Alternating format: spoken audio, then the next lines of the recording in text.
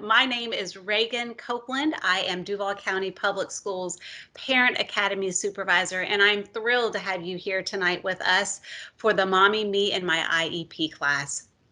Joining us tonight is the wonderful facilitator and the writer of this program, which was her Parents Who Lead project, which is a program that is a civic-minded focus for parent leaders in our community. Her name is Latrice Carmichael, and she is on with us tonight.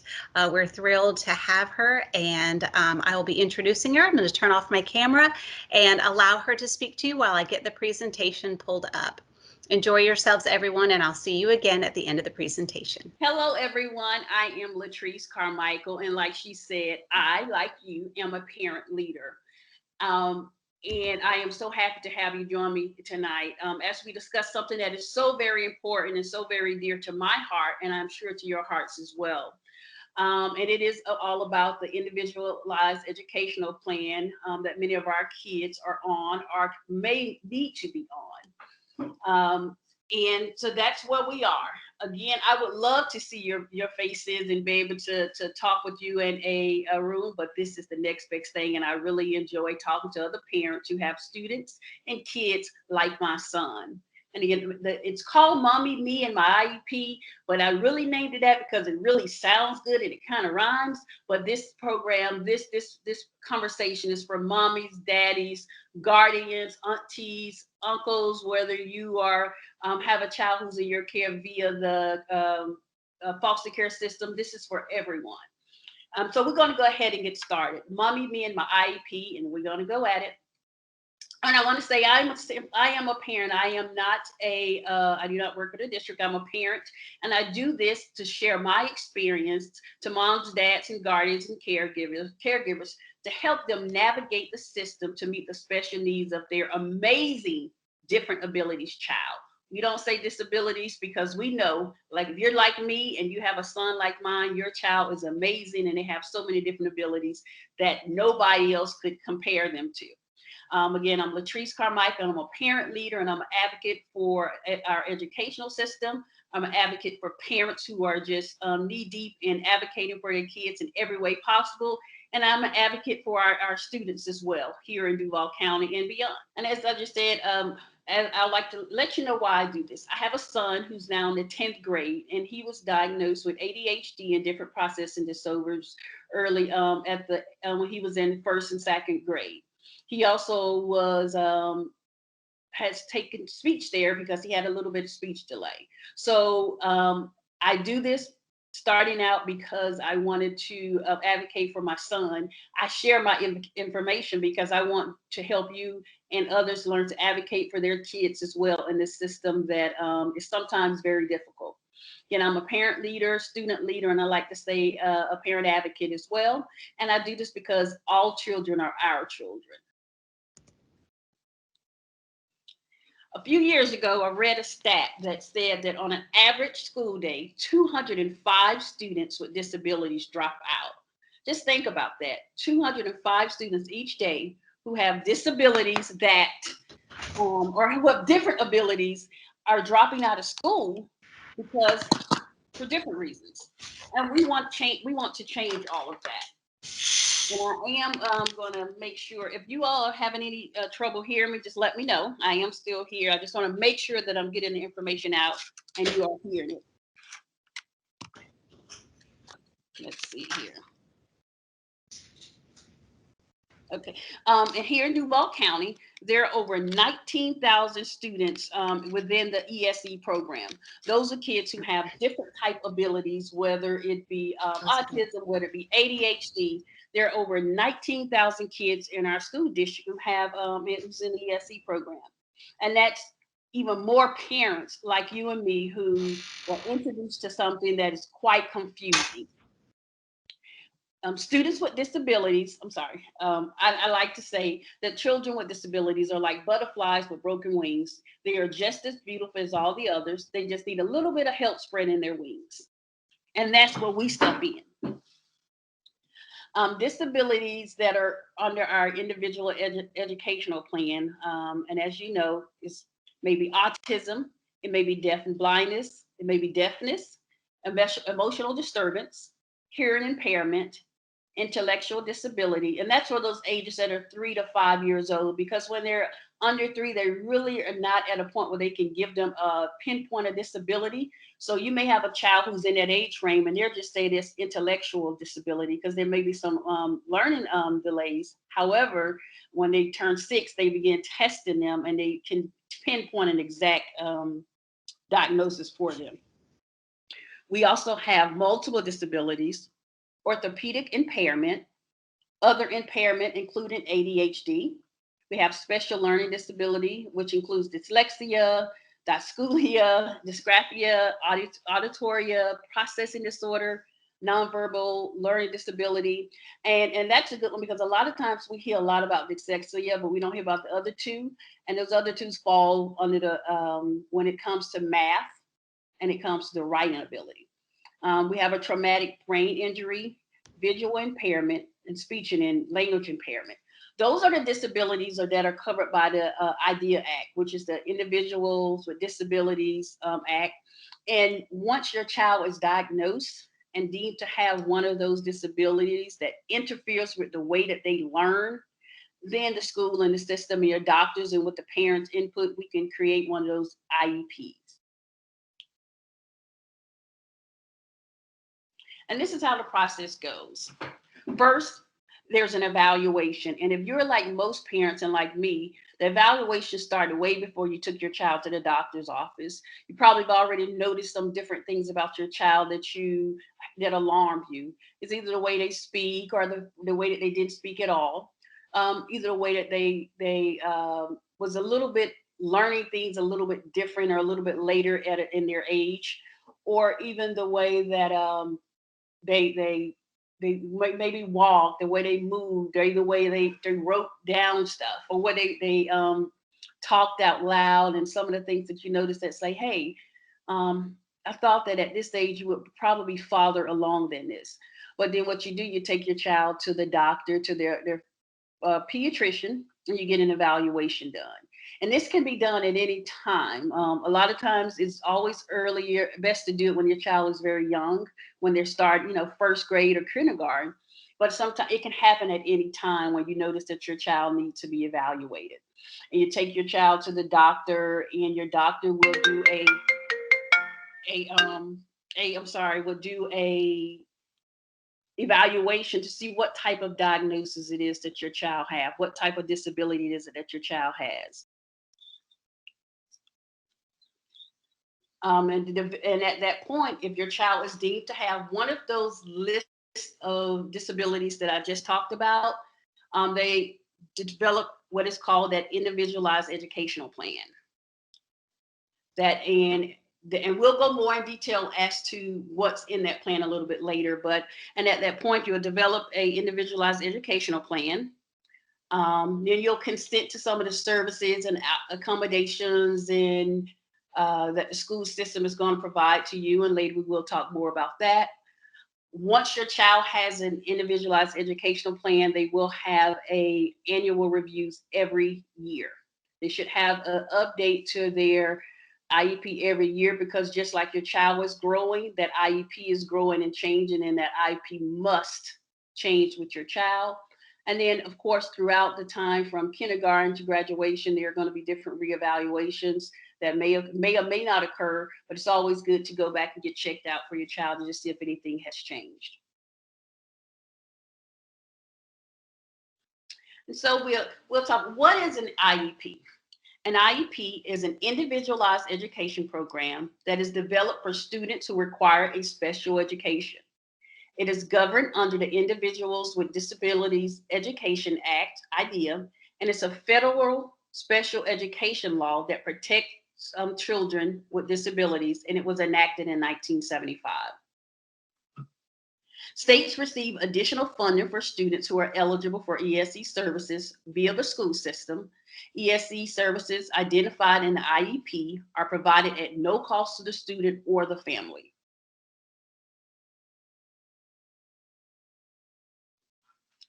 An IEP is designed to meet the very specific needs of your child. And I like to say this is kind of like a fingerprint. It is just like it says, it's individual to your child. So no two will be alike. Just like your child is so individual and unique, their IEP is going to be representative of that. The IEP may address the academic, functional, behavioral, emotional, and/or physical needs of your child as determined by the IEP team. And that IEP team consists of many important people, and that most important person is your child and you. In short, it is a legally binding document that details your child's goals, as well as the accommodation, services, and support that your child will provide, that the school will provide, sorry. And then who is eligible for an IEP? A student may be evaluated by the school district for a suspected disability if determined appropriate by a multidisciplinary referral team, which is called the MRT. And it also can be evaluated by your pediatrician. After review of the evaluation results, the multidisciplinary team will determine if the student meets the state eligibility criteria for an E.S.E program and whether or not that student has a need for E.S.E and related services.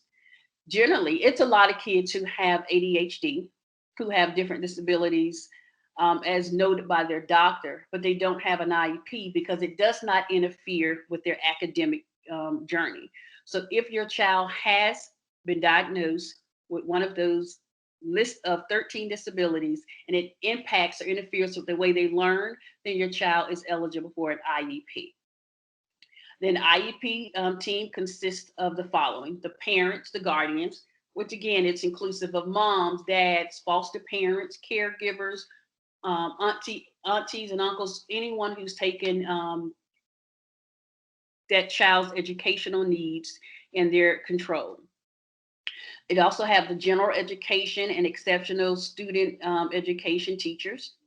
It has a local educational agency representative, that's someone from the school district. They may have evaluations interpreters if that applies to your child. May also have a speech and language pathologist if it's appropriate.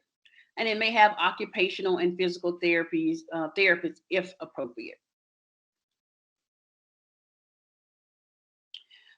Your child's IEP. This is where it gets good because, again, this is the framework. This is the blueprint for the education that your child will be provided with as they matriculate through the school system.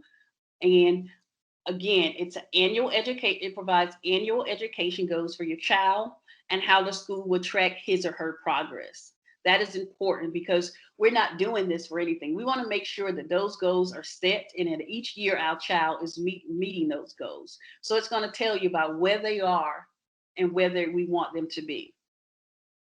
Your child also, it's going to also have your child's present levels of academic and functional performance. How is she currently doing in school? And if you're like me, sometimes that can be alarming, especially when you're in the beginning of this, because you're going to see scores, whether it's through benchmark testing or whether it's to the FSA. You're going to see scores that sometimes alarm you. But it is going to detail that just where your child is based on those different testing that they've done. It's going to have the services, accommodations, and support your child will receive. This may include special education, related, supplementary, and/or extended school year services.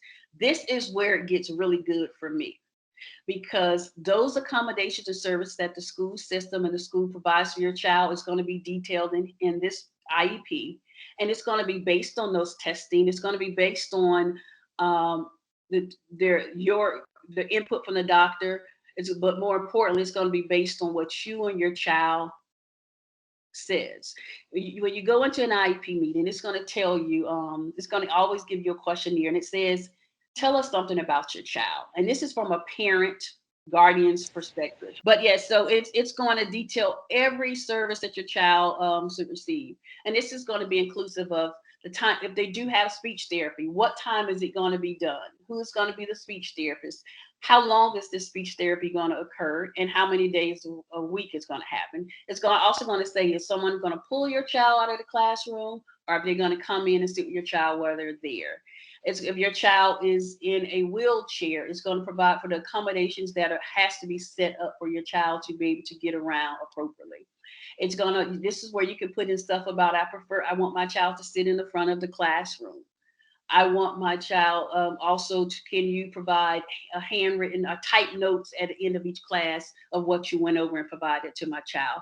This is very, very important. And this is where parents' voices are very much needed, because you're going to be the one who's going to be letting the school system know these are things that I think will help my child succeed academically, socially, physically while they're in the school system. Again, I say it's going to do the timing of those services, when they start, how often they occur. And this is kind of it's going to be like your blueprint, because sometimes your child will come home and say, well, I didn't see the speech therapist today. And you'll say, okay, that's fine. Did they make it up? Did they come to you and say, hey, we need to, the speech therapist was ill today, we're going to make it up today? Every single time in Duval County that I've had, if my son has missed a session because a teacher was out, they made it up within that week. So Duval County is very good with making sure that those services are provided to our students. But that IEP is going to detail that very well as to what should happen. It also is going to also identify the standards that the child is working towards, including the need for access points, standards, if appropriate. It's going to child how your child will participate in district and state standardized testing.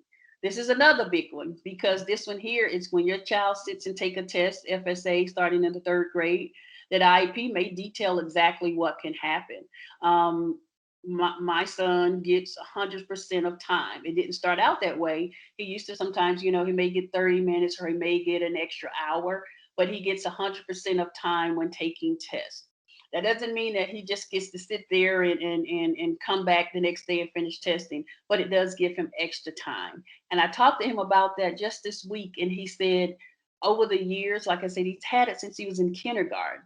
Um, but in first grade, I'm sorry, and now he's in 10th grade. And he said that made such a big difference when he was taking tests, that he didn't feel like he had to rush, and he can go back over and look at answers 2 or 3 times. So that's very important, that something about testing is in your IEP and the amount of time that your child gets. How your child will be included in general education classes. There are some programs here in Duval County where, depending on the child's ability, they may have standard classes, but they're pulled out. They're pulled out for speech therapy or occupational therapy. And there are some students who are in a class that is a little bit more inclusive for students who have the same needs that they have. So that IEP is going to detail that as well. Beginning no later than that first IEP to be in effect when the child turns 16 or younger, which is determined by the IEP team. The appropriate measures of post-secondary goals based on age-appropriate transition assessments related to training, education, and employment, and appropriate individual living skills. And this is going to be important when your kid get into high school, especially going into their senior year. They want to make sure they have goals that are preparing them for after school, whether it's going to lead them into additional education in college, whether it's 4 years or a 2-year AA degree. It's going to also talk about their training and preparing them for the world outside of school. But it's also going to have the traditional service, including course of study that are needed to assist the child in reaching their goals. So it's going to detail exactly what your child needs to help them reach their goals. Um, the school must provide your child with services, support, accommodations listed in the IEP. There's no if, ands, or buts about it. If it's in an IEP, your child should receive those services. It is important that both you and your child, if age appropriate, know everything that's noted in an IEP. Your child being aware of that information in his or her IEP will help them advocate for themselves. And this is another big one, because a lot of times if you're starting out and your kid is very young, they may not know exactly that what an IEP is. And this is where your advocacy and you showing up for your child is going to be paramount, because you're going to be that one making sure that all these things happen. And you're also going to have to relate it to your child. Did you get speech therapy today? Did someone come and take you out for this service? Did you get extra time in your tests? So this is where it's very important that you as a parent know exactly what's in that IEP, and as your child gets older, to let them be aware of that as well. When it comes to having an IEP, Generally, well, customarily, you have to have what is called an IEP meeting. Each year, when you first get an IEP, and every time afterwards, when you have to be made aware of the meeting that's about to happen. The school must inform you in writing within 7 to 10 days before all IEP meetings are when discussing the need for reevaluation. The district must provide parents with prior written notice whenever it proposes or refuses to initiate or change the identification, evaluation, or educational placement of your child. This is another important point. When you do have an IEP meeting, the school must let you know 7 to 10 days in advance. And because they want you to be there, and it does you no good if you find out 2 days before and you have to work and you can't show up. So they have to let you know in writing about that upcoming IEP meeting. They also must provide you, in detail what's going to occur at that meeting, what type of goals that we have set up. This is what we're going to talk about.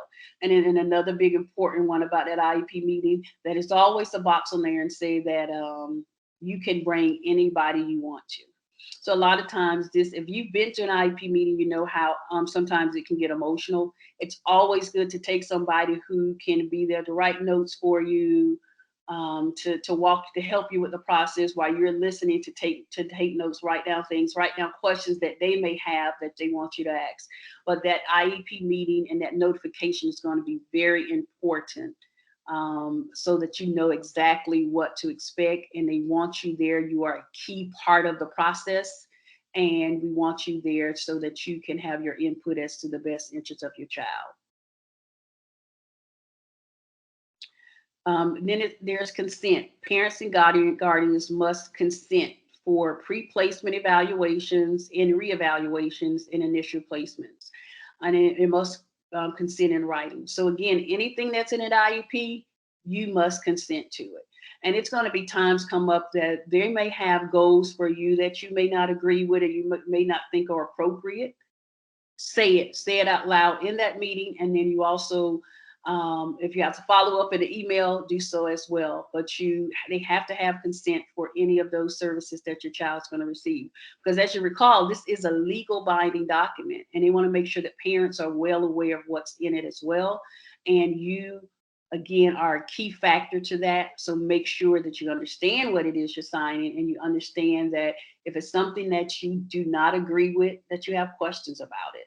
And you ask questions before you just sign the document and assume that this is what's going to happen. Again, how often will you have an IEP meeting? You must meet to review that plan and your child's progress at least once a year. It must happen.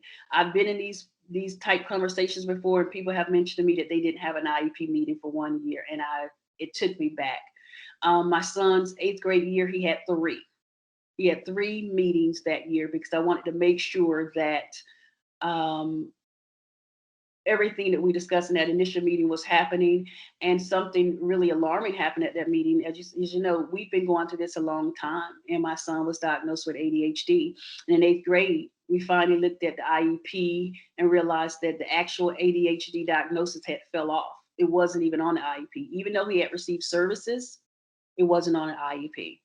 And those are things that you'll have to watch for, to make sure that all of the diagnoses, all of the services, everything that's in that document is 100% right. Because as I just said on that last slide, it's going to ask you to sign off on it. And so we all caught it, and my son had to be reevaluated, and it worked out. And then you just have to make sure that you're having that meeting, and if you have a question, and if you need to call for another meeting, if something should change, or you realize that something major happens or something minor happens, you change it. That you change it with the school as well. Your child must be reevaluated every 3 years to see if there's still need for the services, support, and accommodations. That does not mean that your child requires all new formal evaluations to be conducted.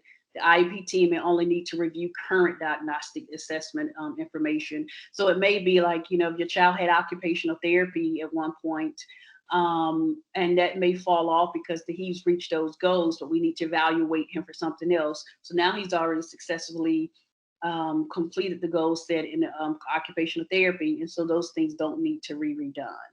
And again, you can request a meeting at any time. And then we have an IEP checklist. This is just a few things that I have that I always tell you that you should take. Of course, you take a notepad and pen.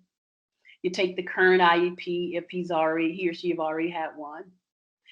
Your support team, a list of questions to ask, your independent data that you've collected, your child if they're age appropriate, and a box of tissues, because this can be very hard and overwhelming for a lot of parents.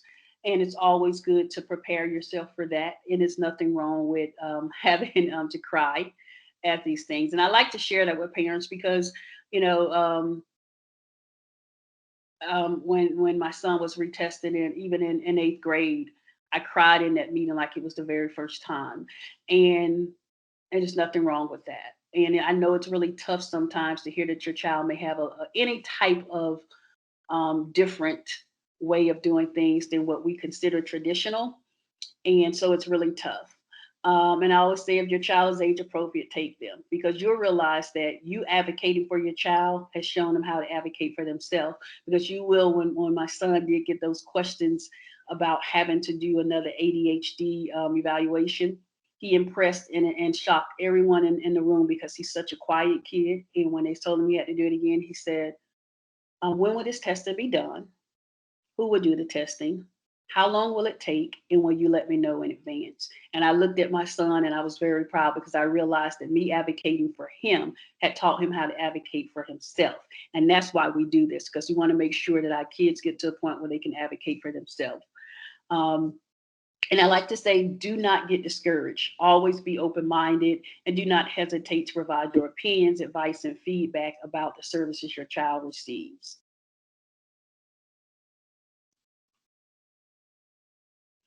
And then more, some questions that you can ask. I think it may bounce around. Some important considerations also is to realize that you're not alone. Your parents and student experience, many parents and students experience some of the same emotions as you. The tests, class preparation and participation, report cards, and even social interactions may be cause a high anxiety for your child. And your child may even feel embarrassed by having an IEP if once they get old enough to know what it is, because sometimes they equate it to their intelligence. And many of us on this um, conversation tonight know that it has nothing to do with your child's intelligence, but they may feel that, and that's going to be big. And then one of the reasons that I do is because I want to help remove the stigma that's associated with IEPs. It's not that little dirty secret that I don't want anybody to know that my child learns differently, or they may have some difficulties in school. And as you know, you don't compare your child to other students or their classmates. And more important, to let them know that there's no shame in that IEP. It's created to help them succeed, and they are not their disabilities. Um, and normally in this class, what I do, of course, we would have a lot more feedback from each other. People can, share experiences and just ask questions. And however, doing it this way is a little bit different. So it's new to me. But I would welcome any questions and any things that you have that I may not ask that we've already talked about. Because like I said, I do this because of my son and your daughter and your niece and your nephew and the child that you in a possession of, because I really and truly believe that all students have an amazing ability to learn, and they're all gifted in so many different amazing ways. And it's sometimes we look at our kids and we just see them do so amazing things at home that we say, I need to see the school to see this, because they are so great at a lot of things. But that IEP process can be very, very difficult going in. And you should always feel like you're a part of the decision making process when it comes to that IEP, and make sure that those services are being um, given to your child for their benefit. So if there's anyone who have any questions, feel free to do so, to ask a question, and that way we can get, somebody else may have that same question as well. Is the second number down on that last screenshot Do you think is that just below the main school board number? Is that like the exceptional services or exceptional student number? Is that the best number to call to request to get on one of these plans and have them complete the analysis or whatever that they've got to do? Um, and if I think you're reaching to the contact information that I did leave on there. When it comes to trying to decide if your child actually needs an IEP, you could always go directly to your pediatrician. And I would, talk. Well, for me, we talked to our teacher, and we recognized that it was some things that he was just doing a little different.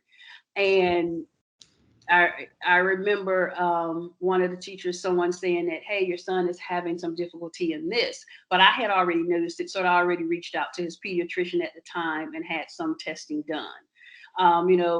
Depending on what that situation is. I just noticed that, hey, you were not really paying attention to when you don't follow directions quite well, or I noticed that you're writing a little different. You can always go to your pediatrician and say, these are the things that I'm experiencing with my child. And what your pediatrician, all pediatricians do, they have a packet for you. And they'll give you that packet and they'll say, hey, mom or dad or guardian, please fill this out with respect to the things that you're noticing about your child. But in the hand, they're going to have one to give to your students' teachers as well. And all your teachers will fill out that same form and say, hey, this is what I'm noticing too. And then your doctor calls you back in and they go over all those documentation and they say, hey, based on my evaluation of you and your teacher's evaluations and your evaluation, this is what I think could be the problem that your child is experiencing, what's keeping them or making it hard for them to learn. So you can always go to your pediatrician to go ahead and set up, because a lot of times the school systems will not just come out and say, hey, I think your child needed IEP. They just can't do that because they're the teachers and they don't have that ability to make a diagnosis and they just won't tell you that. But you go to your pediatrician and submit the paperwork that he or she is going to provide you to your school as well and have them completed as well. Latrice, we have another question from a Mhm. parent in the chat. We have, Mhm. how do you know if your child's IEP is being applied to their learning curriculum? That was from Miss Simmons. Hey, hi, Ms. Simmons. Thank you for that question. That's a question that's very important because a lot of times we as parents, we drop them off at school and we assume that certain things are happening. But you can always make to follow up. One of the things that I did with my son one of the years was we created a notebook. And for each class that he went in, the teachers would have to write down exactly what happened that day. What services based on their IEP and what was going on in class, how was that happening? And it also helped me to realize that, hey, he's a little bit more off focus at this time of the day. Let's not have those core classes at that time. So you can always, first off, you can always meet with the teachers and say, hey, I would like to see um, any documentation or any reports that reflect that these things that are being done from my child in this classroom and see if they're working. Because we don't want our kid to sit through a whole year of school saying that, hey, this is the service that he's receiving and it's not helping. We want to be able to just redirect that. So you can always ask your teachers for what is actually being done. And if you want to create a journal, have people writing down, this is what we did today. This is what we worked on. And if he's getting one of those pull-out services, they're very good with sending home something and saying, these are the things that we worked on today. Especially with speech therapy or occupational therapy. These are the things that worked on. And it's going to be detailed in their IEP. So when you get your IEP, it's going to have a list of all the different, what is it called? All the different milestones that they met, all the different goals that were set and how they meet them, and if they needed to change anything. But before that IEP meeting, if you need that information, always reach out to your teachers and say, hey, I would like to make sure that these services are being provided. What are you doing with respect to this particular issue? What are you doing with respect to this particular service? And I always do everything in writing. Even, and especially now at Corona and how it's set up, with a lot of our communication with our teachers is in writing, but always do everything in writing. That way you have that, hey, on this date I asked about this and they said this. That way, when your child receives a report card, you get to IEP meeting and you're being told something that's totally new to you that you've never heard before. Thank you so much. We've got another question. We have a question from Laura. She asked, what should I do if my child isn't getting his IEP pullout for the E.S.E services as often as she should be getting, as it's written in the IEP? That good. That's another question. I've heard it so many times. That is when you definitely schedule. I would schedule an appointment with the E.S.E teachers and then lead and see if that person, what is going on and why is it not happening. A lot of times they try to pull out, like for instance, if it's a math class or English class, they try not to pull out at that time because you want the kids to be in that class for that learning. But doing another class that's not one of those core classes, they pull them out. But it should be happening every single time. And I'm sure that our district would not like to know that services are not being rendered like they're supposed to, because those your child, the whole reason for that IEP is to make sure things are happening, make sure things are moving along, and make sure your child is progressing. And when that's not happening because a child is not being pulled out, we have to know that. So I always put it in writing and say, hey, it's my understanding that my child was not pulled out for this week for this particular service. Can you please tell me why? Because they have to make it up. And you say, when will this be made up? If it's speech therapy, if we don't have a teacher in that, will it be made up? Because what they'll do, they'll go ahead and pull your child. Your child was getting two pull-outs a week. They'll do 4 times a week just to catch up. But you definitely have to get it in writing and make sure that it's happening. What I do at the beginning of every year, I send a copy of my son's IEP to all his teachers. But I'm not just doing it so that they can see the IEP. I'm doing it so you can know my child outside of the IEP. So I say, hey, he likes Chipotle. He loves LeBron James. He loves this. So you're seeing my child and not the disability. You're seeing him. And I say, oh, by the way, he has a little bit issue with focusing, but he can be redirected if you just call his name and say pay attention. And I include that IEP. The IEP sometimes is really thick. I include the meat of the IEP. I include the good stuff, and it says that this is what his accommodations are, this is what his services are, and this is his diagnosis. So they get it right there. So they know out the gate this is what's going on. But more importantly, they know my child. They don't know his disability. They know all the nice things about him. And they know that sometimes if he loves math, but he's not that great at it. So that lets you know this is a child who has struggles in math, but you enjoy it. So I'm gonna go at this a different route for him, for somebody who likes math but it struggles with it. So always get everything in writing. And we're still early in the new year, that if you have not sent out a letter introducing yourself via email, even if you went to orientation and even you went to open house, and even if you're seeing their face and as you drop your kid off at school, send them that email. Put a copy of the good part of that IEP. When I say the good part, not the stuff that just saying, hey, all the background information of his age, date, and birthday, but give them the good stuff that they know, and then I do a little highlight on it. Not in a way to throw it in their face, just like them so that this is who he is. Because the more you know about my child, the more you're going to be able to help them, because now you know who they are and how they learn and what their struggles are when it comes to them academically. So I do that as well to make sure that they know. And if it's not happening, the first step I go is say, hey, I send something to the teachers and say, hey, this is what, in the guidance counselor and the E.S.E lead, and say, hey, it's my understanding that 1, 2, 3 has not been happening. What can we do to correct this?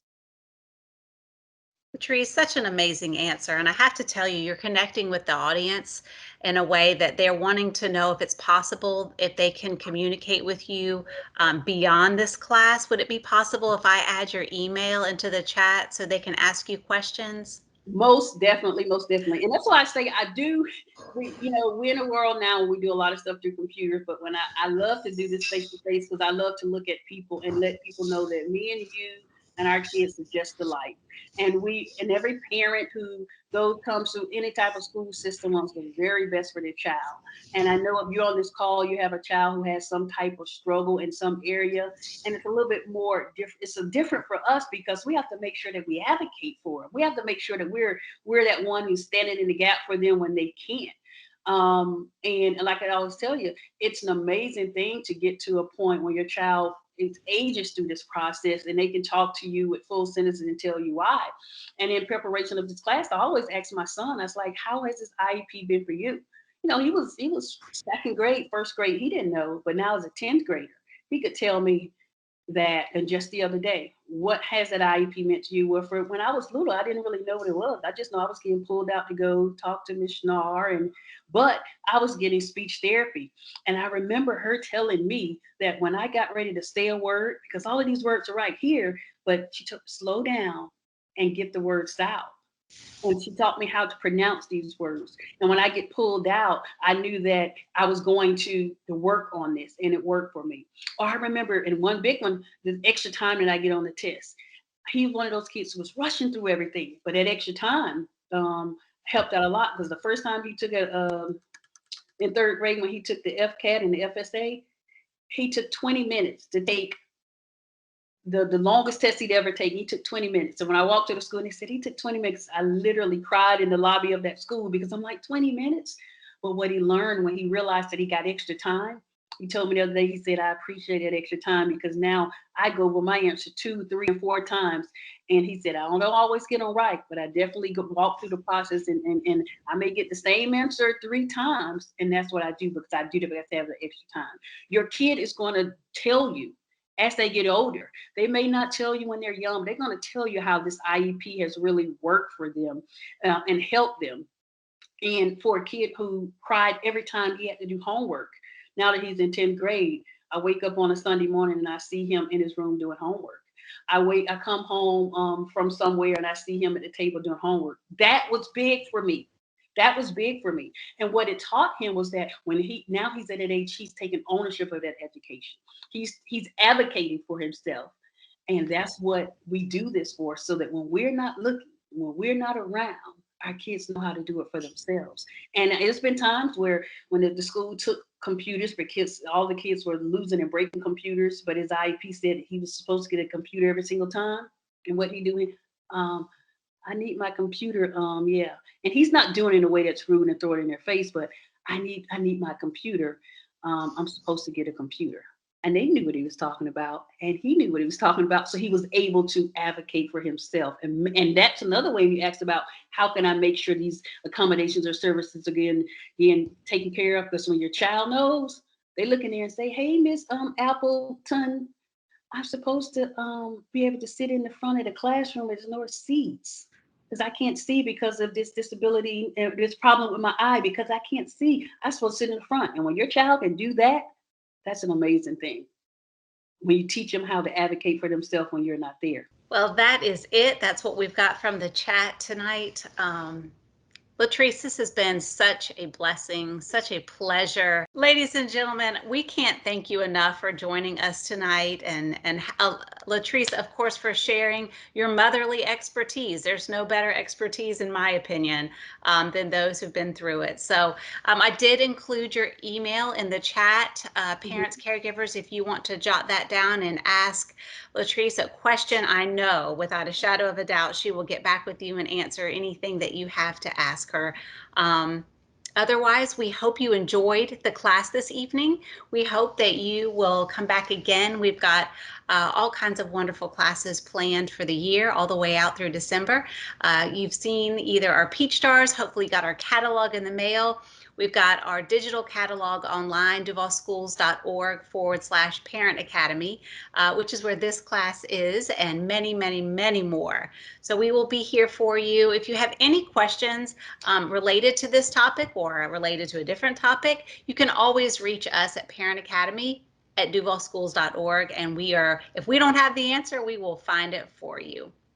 Otherwise, once again, thank you everybody for joining us, and have a wonderful evening. Thank you. Thank you.